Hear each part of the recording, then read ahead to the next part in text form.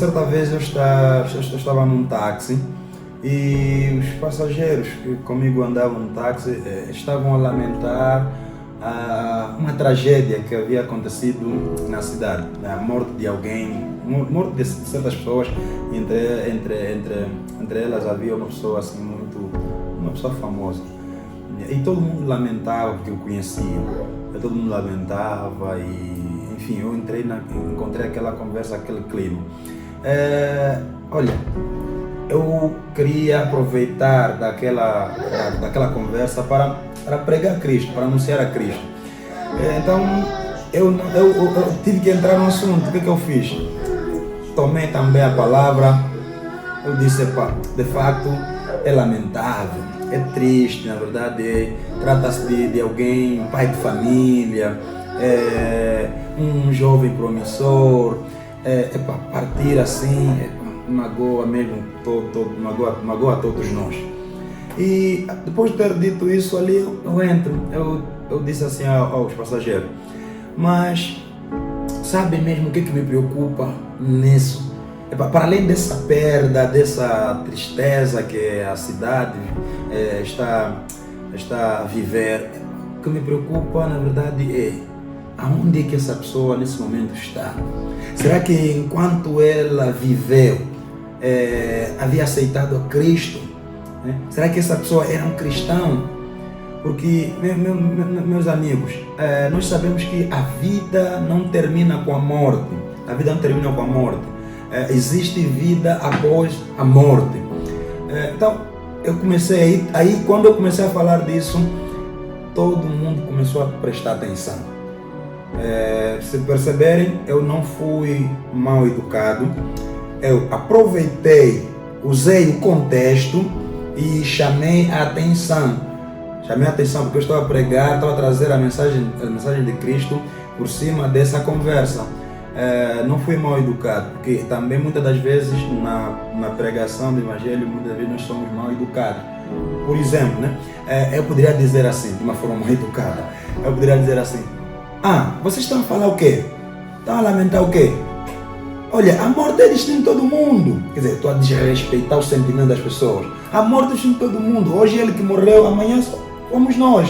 E eu vos pergunto, mas se morremos aqui agora, estão preparados? Assim, essa agressividade, descontextualização. Então, estou a ser mal educado. Então, o que eu fiz? Contextualizei-me, chamei a atenção, também fui educado. Ainda falar sobre os métodos. Não esqueçam que eu disse anteriormente que o melhor método é a prática. A Bíblia vai nos revelar alguns métodos, como aquele que eu já disse da mulher samaritana, e tem outro. E aliás, se a gente olhar para as conversas de Jesus quando chega até Pedro, embora que ele não estava a evangelizar, mas estava chamado para o ministério, aí vê que Jesus usa o contexto. Jesus diz assim, Jesus encontrou Pedro onde? No mar. Pedro estava para pescar. E ele disse assim, Pedro, eu farei de ti pescador de homem. Quer dizer, automaticamente Pedro entendeu a mensagem, porque está no contexto. Então isso é muito importante. Sim. É muito importante. Pega o contexto, tenta trazer a palavra. Então, assim um método linear, nós temos que ser criativos. Aqui a criatividade tem que falar muito alto. Imagina, você encontra alguém a correr, alegre, a sorrir. Então você também entra nessa. Você encontra alguém triste, abatido. Então você também entra ali. Também tenta condoer-se com a situação. E ali você contextualiza, você chama a atenção e mais ou menos assim. Então não existe nenhum método assim exato que é para seguirmos, mas simplesmente desde que respeitamos os momentos, a posição, e acredito que também nessa coisa de evangelizar nós precisamos ser muito sábios, cautelosos, estar sempre ligado com a situação, porque apesar das pessoas serem ainda descrentes, não conhecerem a palavra, todavia são seres humanos e precisamos ter aquele respeito, né? Aquela consideração, né? Porque muitas das vezes nós crentes somos às vezes muito agressivos no ato da evangelização. Queremos ofender, queremos agredir, queremos mostrar queremos mostrar a situação deles pecaminosa de uma maneira que uns, em vez de virem para Cristo, acabam mais por fugir, né? Ficam com aquele medo de passar, não, eu sou o tal pecador, o pior de todos. E aí, então precisamos ter mesmo precisamos ter muito cuidado. Por exemplo, né, outra coisa, nessa de ter calma, ter cuidado, temos que ter cuidado também com a linguagem. Há uma linguagem nossa já como cristão, principalmente nós então pentecostais, temos nossa linguagem, temos nosso linguajar. Por exemplo, você não vai chegar a alguém dizer assim, olha, se você entregar a tua vida a Jesus agora mesmo, você vai receber o bálsamo de Gileade. Isso é que é bálsamo de Gileade. Então, aquele nosso linguajar, nós temos que usar uma linguagem que a pessoa entenda, porque nosso objetivo aqui é que a pessoa entenda a mensagem, receba a mensagem, compreenda a mensagem. Então vamos falar na língua da pessoa. Por isso é que também nós sabemos que uma das barreiras na evangelização é a mesma língua. Nós queremos, por exemplo, evangelizar numa zona que o português não é uma língua muito bem falada. Então você tem que usar uma outra, a língua da zona, né? Se é umbundo, se é quimbundo. Então é importante que a pessoa entenda a mensagem. E é bom quando a pessoa recebe a mensagem na língua dela, né? No ambiente dela, que a mensagem cai assim no ambiente dela. Então é mais ou menos isso. Mas não, eu quero que fique mesmo bem patente isso. A criatividade é muito importante. E o que vai trazer essa criatividade? É a prática. Pratique e também estudo. Aproveito já dizer que tem sido esse nosso trabalho dar treinamento. Então, se alguém queira aprender a aprofundar mais, contacta-nos. Contactar. Temos ali na igreja, as aulas, todos sábados e domingos, no canal, no YouTube, canal do pastor Jorge André Cardoso. Você vai encontrar todas as aulas. Evangelista, então, será que... Forte, não. André só disse, olha, achamos Messias, né? Encontramos aquele que as escrituras falam.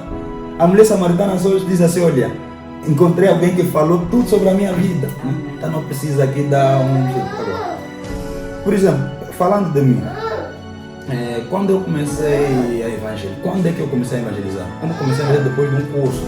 Não, eu depois de estar a evangelizar, senti a necessidade de passar por uma formação, né? Eu vi essa necessidade, por quê? Porque comecei já depois a encontrar algumas dificuldades, porque aqui já começamos agora a levar o evangelismo como nosso dia a dia. Então havia questões, havia situações que eu não conseguia responder lá no campo. Então aqui já eu vi uma necessidade de passar para um treinamento. E depois desse treinamento, eu já agora estou em altura de praticar a evangelização do outro nível. Né? De outro nível. Que nível, por exemplo? Estou em altura de evangelizar, por exemplo, um ateu. Estou em altura de evangelizar alguém conhecedor de muitas matérias. Por exemplo, hoje, pelo tempo que nós já estamos nessa vida, eu digo assim, eu não tenho medo de ninguém. Qualquer tipo de pessoa. Aquele tipo de pessoa. E desculpa só aqui, é algo que eu queria falar, se calhar aí atrás. Nessa caminhada, quando eu disse que é importante a prática, é porque a prática também vai tirar o medo. A prática, para além de te dar alguma habilidade, ela vai tirar medo, porque no princípio, ainda até hoje, há pessoas que na evangelização escolhem a pessoa. Quem vai evangelizar? Quem vai evangelizar, ele vê assim, não. Normalmente, uma pessoa da minha idade vai preferir evangelizar os mais jovens, crianças, ele sente-se mais confortável. Se ele ver alguém a descer, por exemplo, de um Lexus, a descer de um grande carro, alguém, por exemplo, a sair de um banco, né? Nós temos medo de, por exemplo, abordar essas pessoas.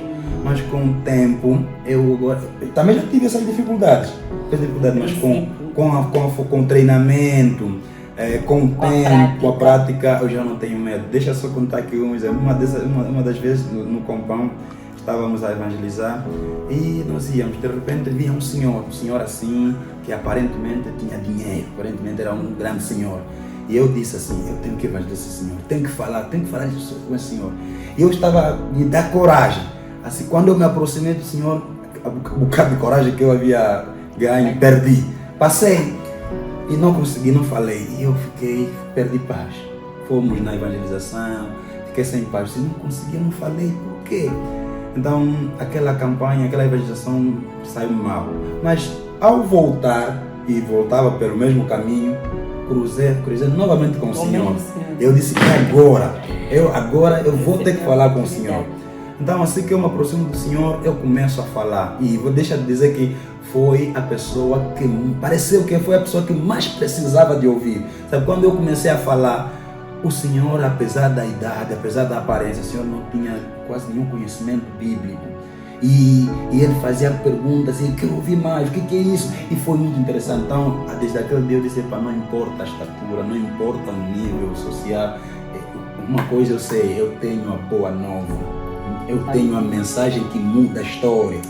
Então isso me dá segurança. Hoje não tenho mais receio, até se o Presidente da República consegue, acho que vou lhe abordar. Tenho coragem de pregar. Então é mais ou menos Esse é só um ato de coragem e aquilo que os discípulos sentiram, né? Ousadia. Ousadia. Ousadia. Porque eu acredito que antes daquele movimento, do dia do Pentecostes, né? daquela coisa estrondosa que aconteceu, a descida do Espírito Santo, acredito que os apóstolos ainda eram aqueles medrosos, aqueles bem cuidadosos, que não posso falar a qualquer hora, não posso falar a qualquer pessoa, mas desde o momento em que eles são tomados pelo poder do Espírito Santo, eles começam a falar de forma extraordinária, já não medem mais, nem que essa pessoa tem uma estratificação social muito alta, se a pessoa é branca ou preta, é grande ou pequena. Acredito que a força e o poder de Deus que há sobre nós, que toma conta de nós, nos dá essa força e nos tira certa vergonha. Sim, a própria experiência, né? Nem Davi, né? Davi, quando foi contar com Golias, disse que eu já vendi, o Deus Todo-Poderoso já me deu vitória quanto ao urso, diante do urso, diante do leão. Então, a experiência, imagina, só esse fato que eu acabei de contar me dá coragem, me dá ousadia para qualquer outro momento. Né? Então, aquilo que eu vivi, importa salientar aqui que já tivemos mesmo situações que não conseguimos responder. Já temos situações que até parece que nós é que fomos para evangelizar, acabamos sendo evangelizados. Então é ali onde a gente vai já começar a ver a necessidade de um treinamento. E uma vez já tivemos uma situação assim, fomos evangelizar ali, a pessoa que estava a evangelizar estava mesmo cheio de dúvidas, né? Então ele evangelizar, eu não sabia mesmo exatamente como evangelizar. No final acabou por contar apenas o testemunho que Deus fez na vida dele. Pois. Ele disse assim, eu não tenho resposta para te dar quanto a essa pergunta que me estás a fazer agora, mas eu sei que Deus mudou a minha vida de forma extraordinária. Você vai entender que houve um poder de Deus na minha vida, e começou a contar o testemunho que de certa forma foi eficaz para o ouvinte, acabou mesmo por crer em Jesus Cristo. Então isso é um ato de coragem, de atitude, mesmo sem ter formação, que nós conseguimos fazer a obra de Deus. Conforme também o evangelista já disse, né, que quem convence é o Espírito Santo. Então acredito que o que Deus quer é apenas esse ato de voluntariedade, né, dizer, Senhor, eis-me aqui. O Senhor... Porque muita gente já fez. A formação é muito importante mesmo. Mas a formação é a segunda coisa. Primeiro, mesmo nos meus treinamentos, antes de... Eu tenho dito sempre assim aos alunos, aos formandos, eu digo assim, o meu objetivo não é encher a vossa mente, meu objetivo é encher o vosso coração. Meu objetivo é despertar a chama, porque a chama faz toda a diferença. Porque quando a gente consegue despertar a chama missionária no coração de alguém, esse alguém vai atrás do conhecimento, esse alguém vai atrás do treinamento, mas a chama é muito importante. A chama nos levanta, a chama nos desperta. E imagina, evangelizar é muito desconfortável, né? Que você vai estar diante do sol, provavelmente os amigos, calhar, poderão zombar de ti. Então há muita coisa a remar contra, Mas deixa eu dizer, o que vai destruir todos esses argumentos é a chama. Vamos ver que Jeremias chegou um momento que ele pregava e estava a sofrer porque as pessoas não criam, as pessoas parece que o reprovavam, o rejeitavam. Jeremias disse, pá, eu estou a sofrer muito, não prego mais. Só que Jeremias disse, pá, eu parei de pregar, é que acho que o fogo, o meu coração queima, eu não consigo parar de falar. Pedro e João também disseram, foram ameaçados, disseram, pá, vocês não podem mais falar em nome de Jesus. Eles disseram, para nós não podemos deixar de falar do que temos visto e ouvido. Podem bater, podem matar, mas parar de falar nós não vamos. Então, para dizer que quem é cristão, não existe uma outra sensação melhor. Para além de viver com a expectativa de um dia ouvir o soar da trombeta para viver com Jesus para sempre, enquanto estivemos aqui na terra, uma das maiores alegrias é levar alguém para Jesus. E eu todas as vezes que pela graça do Senhor consigo evangelizar alguém e esse alguém crê em Jesus, olha, eu naquele dia me sinto completamente renovado. Parece que eu estou a me converter agora. Eu recebo renovo. E eu sinto também que algum peso, parece que algum peso cai de mim, como o espírito de dever cumprido. Tudo isso que a gente já sentiu nos dá força, vai ficar aqui muito amém. Yeah. Fazer lembrar também. Yeah. Pastor, mas essa chama é muito forte.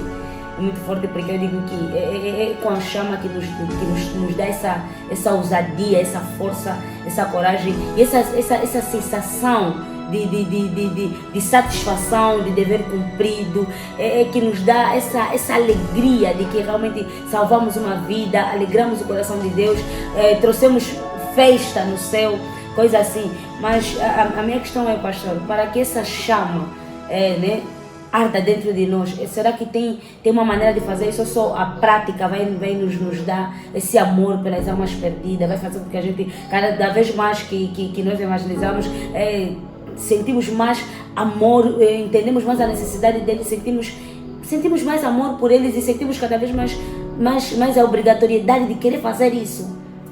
Será que...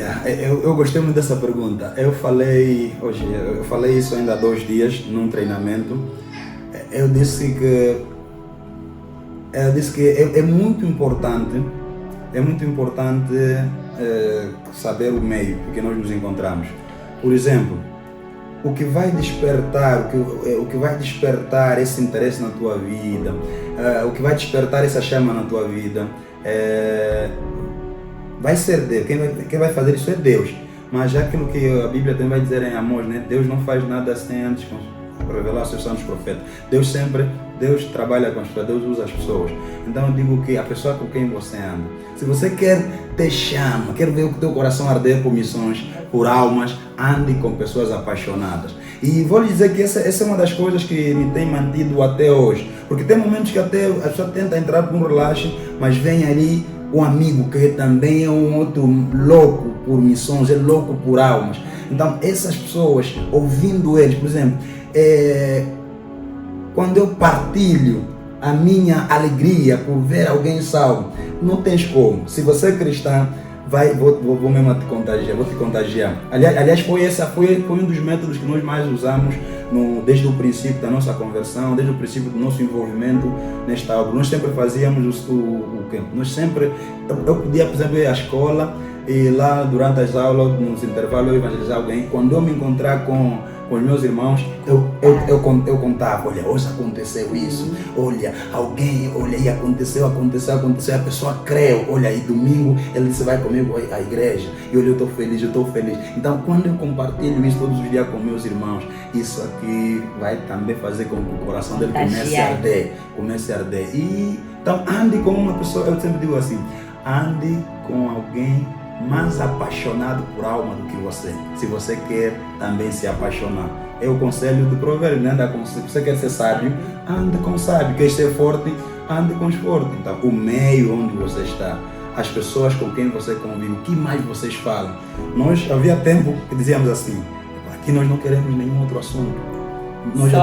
Nós só queremos a alma. Aqui, você pedir o telefone, por exemplo, de alguém, dizer, amigo, companheiro, dá ainda o telefone, fazer uma chamada, vai ligar quem? Se você dizer, vou ligar num primo, não vai te dar. Você diz, vou ligar numa alma, toma. Ele diz, o meu saldo é só para a alma. Então, essa convivência toda, e nós depois orávamos, nós tínhamos um mestre, o nosso reverendo, ele dizia sempre assim, todos vocês, nós temos que sonhar com a alma, nós temos que acordar, o pensamento é a alma, não tem mais nada que deve ocupar a nossa mente senão a alma. E aqui deixa lembrar um discípulo, um companheiro, Paulo Costa. Ele pregou uma vez, depois dele ter sido agitado, numa das suas pregações ele disse que evangelismo foi o assunto que mais ocupou a mente de Jesus Cristo. Depois de Jesus Cristo ressuscitar, Jesus não ensinou mais nada. Só falou isso, só falou de evangelismo. Aliás, João Batista vem e começa a pregar o quê? Começa a evangelizar o próprio Jesus, os apóstolos. Então, é isso. Parece que o evangelismo começou mesmo na mente do próprio Deus. Eu penso sempre assim que o próprio Deus, o Criador da Terra, é o primeiro missionário. Porque ele que sentiu a primeira necessidade da salvação. Vem Cristo fazendo a mesma missão, vem os apóstolos fazendo a mesma missão, pessoas morreram por missões. Então eu também digo que fui contagiada por causa disso, né? Portanto, andar para o evangelista, a pessoa não tem como. O evangelista fala sempre de alma e de certa forma a pessoa se apaixona por isso e tenta também viver esse momento, não? O que ele está vivendo, o que ele está vendo. E eu me lembro que uma das pessoas que mais me influenciaram também para crescer muito foi mesmo o evangelista Jorge. Na altura, quando estávamos no departamento de evangelismo, eu olhava, embora eu seja mulher, né? Mas eu olhava para o evangelista, olhava para o diácono Bruno, olhava para o irmão Sonia, eu falava assim, eu quero ser como esses irmãos. Porque eles demonstravam, né? Evangelistas demonstravam um anseio pelas almas perdidas. Parece que naquele meio só se falava de almas perdidas, de tal modo que nós não conseguíamos pensar em mais nada, nós não conseguíamos pensar em outras coisas, talvez que também eram importantes, se não ocupar nossa mente com almas. Ocupar nossa mente com alma, pensar em alma, salvar alguém, levar a palavra em alguém. E realmente eu concordo com isso que o Marista disse agora. Andar com alguém que tenha essa chama atrai e nos impulsiona a fazer a mesma coisa. Nos impulsiona e de certa forma foi bom, pelo menos para mim, foi bom poder aprender e hoje ter isso que eu tenho agora, graças a Deus. Por exemplo, desculpa, só veja que eu disse lá atrás, quando falávamos sobre as desculpas, os impedimentos, por que os crentes não evangelizam. Sim. Eu falei sobre a responsabilidade dos líderes, dos pastores. E muitos pastores entenderam isso. Agora, o que estão a fazer? Eles estão atrás dos crentes, ralhar, obrigar, para tentar fazer a coisa de qualquer jeito. Eu aprendi que não precisa. Não precisamos martelar, não precisamos empurrar, não. É só... O que vai levar a igreja? Quando eles perceberem que o nosso líder, a pessoa que está a falar, está apaixonado por almas, é isso que vai lhes atrair. Então, tudo vai começar comigo. E, aliás, eu falo isso com muita propriedade, porque para além daquilo que aconteceu comigo, isso acontece todos os dias. Nas minhas formações, eu vejo que, às vezes, eu estou a falar, as pessoas nem estão a prestar atenção no que eu estou a falar. Quando a aula termina, eu dei agora o curso aí no EBAD, assim que a aula terminou, é para todo mundo a me seguir. E você vai pensar que a pergunta, por exemplo, vai ser, olha, não entendi aquele ponto aí, não. Ele vai dizer, qual é o segredo? Sim, essa qual é o segredo? Como é que tem essa fome, eu quero essa fome. Você vai perceber que, para além da instrução, da estratégia que você está a passar, o que mais está a prender a atenção das pessoas é a paixão. Parece que a paixão é visível, né? Parece que eles estão conseguindo ver nesse cara, ele tem um fogo. Então, isso é muito importante. Quando o líder fica apaixonado por almas, a igreja toda vai se apaixonar. Sim, o que o Marista já disse ali atrás, né, que as ovelhas, os membros ganham a característica do líder. Certo. Se o líder fala muito de missões, não tem como. Parece que a igreja toda também começa a ser missionária, ganha essa ansiedade, esse fogo pelas missões. Amém. Então, evangelista, eu vou fazer uma outra questão. Né? Estamos a ver que o evangelista é alguém que já está há muito tempo nessa área, que domina essa área de evangelismo, que é alguém que se empenha, investiga, procura, estuda muito sobre evangelismo. O que o evangelista tem a nos dizer quanto à urgência do evangelho? Quanto à urgência do evangelho é urgente. E eu não sei se existe um outro termo para dizer, para referir de fato à urgência do evangelho. E vale também salientar que nós estamos a viver um tempo que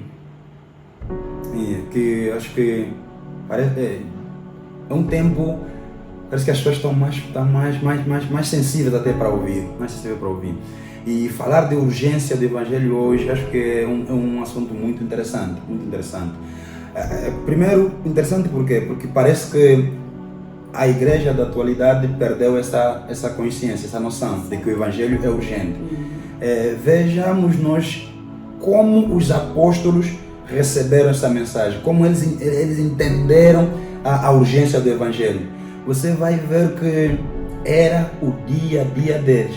Hoje existe evangelismo, mas o evangelismo de hoje é mais um programa.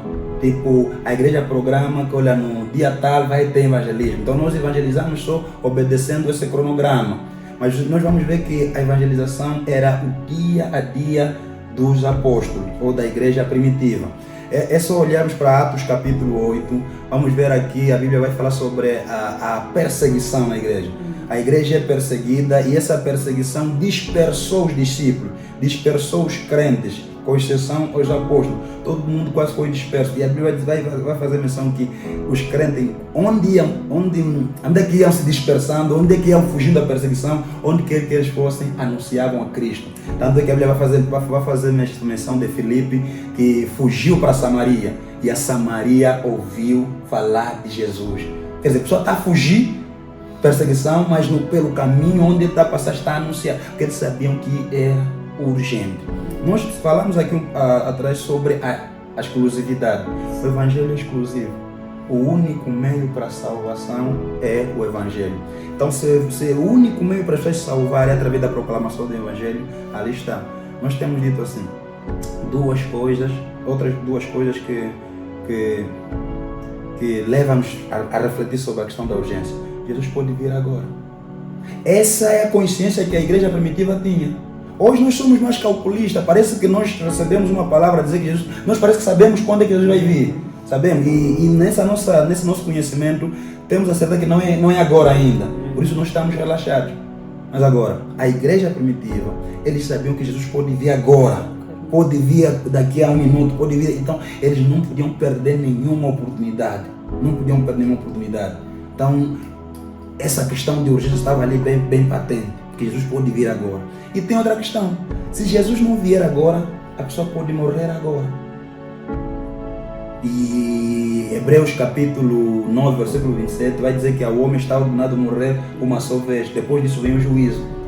Então, se a pessoa morrer sem Jesus, não tem mais outra chance. Nós temos que saber que salvação é agora, enquanto estamos vivos. A pessoa vai se arrepender agora enquanto está viva. Depois da morte não há mais possibilidade de arrependimento. Então ali está outro elemento que suscita essa questão da urgência. Então, ou Jesus pode vir agora, você vai ver, veja como é que Paulo prega. Lá, muitos anos atrás, Paulo vai dizer assim, olha, quando Jesus vier, os mortos vão ressuscitar primeiro, e nós, que estivermos vivos. Paulo tinha consciência que Jesus poderia vir no tempo dele. E eu costumo dizer assim, hoje nós estamos tão à vontade. É uma minha pregação, eu digo, estamos a construir casa de betão. Parece que a eternidade é aqui. E naquela minha mensagem, o meu tema foi, aqui não é no céu. Aqui não é no céu. A igreja precisa saber que não estamos no céu, estamos na terra. E o nosso tempo de peregrinação na terra é curta. Portanto, a mensagem é urgente. Imagine que o mundo há pouco tempo viveu o episódio da Covid-19. É uma doença letal que as pessoas... É uma doença que toda pessoa que fosse acometida por aquela doença tinha mais certeza de morrer do que de recuperar. Mas, será que isso não deve nos despertar? Irmão, esse momento que nós estamos aqui a falar, tem pessoas a despedir-se nos hospitais, tem pessoas a morrer. Essa pessoa... nós não desejamos a morte de ninguém, mas é assim, pelo menos nós vamos dizer assim, pode ser que elas vão morrer, mas não podemos admitir que as pessoas morram sem Jesus. É isso que vai despertar a nossa mentalidade quanto à urgência. Nós devemos fazer um juramento, nós não podemos permitir que as pessoas morram sem Jesus. Sim, pelo menos sem ouvir falar de Jesus. E a gente chegar nos hospitais, né, levar mensagem de esperança, as pessoas precisam entender lá no leito. E meus irmãos, nessa dificuldade que nós estamos a pregar o Evangelho, eu vou dizer, se existem alguns lugares assim favoritos, lugares fáceis, é por exemplo no hospital. O hospital é um lugar fácil, por quê? Porque a pessoa está desesperada. Na rua você chega lá e diz que quer falar de Jesus, mas não tenho tempo. Mas no hospital eu não tenho tempo para te ouvir. No hospital que está no leito de enfermidade, ele está precisando de uma palavra de esperança. E não existe outra esperança senão Jesus. A pessoa que está presa, por exemplo, lá na comarca, lá na cadeia, ele está ali para te ouvir. Né? Em outro lugar. Né? Então, a questão da urgência é essa. Temos que saber que o Evangelho é o único meio para a salvação. E se é o único meio, então precisa ser levado com a maior urgência possível. Fora disso, estamos a brincar de igreja. E vou dizer aqui um termo do pastor Gesiel Gomes. Ele diz assim: se nós fizermos tudo na igreja, como crentes, se fizermos tudo e não ganharmos almas, não fizemos nada. Se nós não fizermos mais nada, mas ganharmos almas para Cristo, fizemos tudo. Então, missões, primazia da igreja. Amém. Missões, primazia da igreja, meu Deus. Amém. Então é isso. O Evangelho é urgente, porque é a primazia da igreja, porque não há outro meio pelo qual devemos ser salvos, senão através de Cristo. E para que as pessoas ouçam essa palavra, é preciso que nós pregamos. E para nós terminarmos, tem uma palavra escrita em Romanos 10, né, versículo 13. O apóstolo Paulo vai dizer assim, que todo aquele que invocar o nome do Senhor será salvo. Como, pois, invocarão aqueles em que eles não creram? Como crerão em quem eles nunca ouviram? Como ouvirão se não há quem pregue? Como pregarão se não forem enviados? Então, a Bíblia ainda continua dizendo, bem-aventurados os pés daqueles que anunciam a boa nova, que anunciam a palavra do Senhor. Então é urgente que se pregue a palavra do Senhor.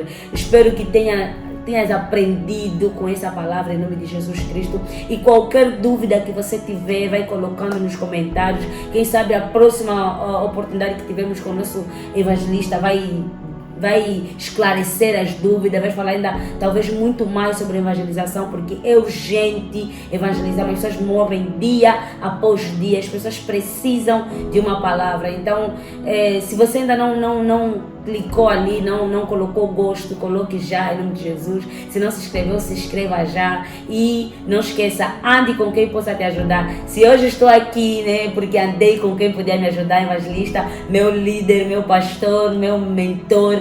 Então, evangelista, muito obrigada, papi. Obrigado. Obrigada por tudo, obrigada por aceitar o nosso convite. Um prazer. Por esse momento, né? Deus abençoe a todos. Estamos aqui. Alvoroço. Alvoroço. Graças a Deus. Amém.